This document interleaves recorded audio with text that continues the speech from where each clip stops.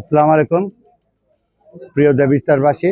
আমি FM তারেক মুন্সি, কুমিল্লা উত্তর জেলার বিএনপি সদস্য সচিব। আমরা সবাই মর্মাহত, যে কোনো আপনারা জানেন মঞ্জুর হাসান মুন্সির বৈধতা পায়নি এবার নির্বাচনের জন্য। 2026 সালের 12ই ফেব্রুয়ারি আমরা নির্বাচনে অংশগ্রহণ করতে পারছি না। এর জন্য আমরা সকলেই দুঃখিত এবং মর্মাহত। তারপরও আমাদের এগিয়ে যেতে হবে, দলকে এগিয়ে নিয়ে যেতে হবে, তারেক রহমান সাহেবের হাতকে শক্তিশালী করতে হবে, বাংলাদেশ বিএনপিকে শক্তিশালী করতে হবে।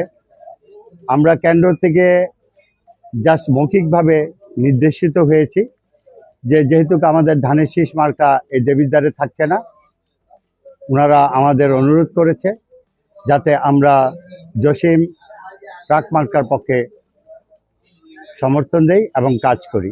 এটাই প্রিয় দেবিদ্বারবাসীর কাছে আমাদের নির্দেশ দলের থেকে এসেছে। দয়া করে আপনারা আমাদের সহযোগিতা করেন এবং ট্রাকের পাশে থাকবেন ইনশাআল্লাহ। আসসালামু আলাইকুম।